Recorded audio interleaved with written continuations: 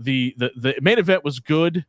To me, I think this was the best match of the night. The crowd was not more into anything more than The Rock and Stone Cold Steve Austin, and from the promo all the way through the interviews to the actual match. And when Rock comes out and he does an interview with Doc Hendricks beforehand, he says he corrects it because Doc Hendricks refers to him as Rocky Maivia, and he lets him know it's The Rock. And we are completely moving on from that moniker. And I thought it was interesting the way they were standing because, as we know at this time, Farouk is the leader of the Nation Domination. He and Rock are kind of standing side by side, and D'Lo and Kama are kind of off into the back, where we're kind of letting people know, hey, here's the push, and it's coming for this Rock character. Yeah, I can't say it's the best match because, I mean, they really didn't get a lot of time to actually wrestle. I mean, it was mostly, all of the interference early, and then they kind of start doing the match, and then there's all the interference again. And they had some cool stuff, like, D'Lo took the backdrop onto the glass. Yeah. Yep. And then what I thought was actually very clever in this match. So this was obviously the period, and it all culminated with the death of Owen Hart. And actually, it didn't even culminate with that because they kept doing it. It was like there was a wrestling war, and we're just gonna do whatever. And all this dangerous stuff, all of this crazy stuff, these stunts. Anytime you're working with glass, I don't care. It's dangerous. But what I did think was clever was they did a spot where I guess it was Kama had to take, or maybe it was Farouk. One of them had to take a chair shot. And Farouk took the shot. Yeah, so he's leaning up against the side of Austin's truck. Mm-hmm. And the way that Austin swung the chair, he actually hit the truck. He didn't even hit Farouk. Sounded way louder. Like a full-on, unprotected chair shot to the head. Smooth, so at least, in some ways, they were still kind of being safe. But, that was going to continue to go out the window from that point forward. Well, and this is, you talked about the start of things and things kind of happening for the first time. On the previous Monday Night Raw that Mike and I talked about was the first time we saw Stone Cold drive a vehicle into the arena. And now this is a theme. This is the same truck from the week before. And we know this is going to lead to Zambonis and beer trucks. But this is kind of the catalyst for, hey, we got a really big reaction from him driving that truck into the back part of the arena last week. Can we get an even bigger reaction if he drives it down to the actual ring tonight? And can we use it as a prop? And it clearly goes over really well. The thing I want to point out, though, D'Lo Brown, I think, invested in some acting lessons after this match. So to your point, he gets the backdrop on the windshield and then eats a stunner for the 7th time in 4 weeks on the top of a truck. And then there's a moment where Kama and Austin are coming around the corner, and D'Lo Brown is sitting there tapping the hood of the car and looking at them, and then sees the camera and then just deadpans like he's being knocked back out. Not a great look for D'Lo Brown at this moment, because he looked like he was just a kid in the candy store sitting on top of a truck, but he was supposed to be unconscious. Not great.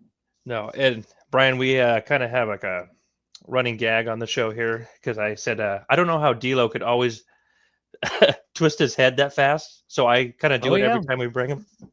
There you go. Yeah. It's very impressive. It's very hard to do with the headset on, anyways. But yeah, I did like the stunner though on top. I think he sold that really well. But pretending to be knocked out was a problem in this match, though, because at one point Austin knocks out Kama too, and then they just show him sitting on the stairs looking at the crowd, not even engaged in the match, where he's supposed to be unconscious on the outside of the ring.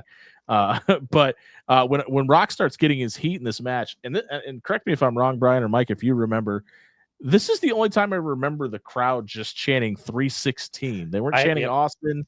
They weren't chanting Stone Cold. They were just I don't remember that chant much. And obviously, he's one of the most over guys in the business, even at this point.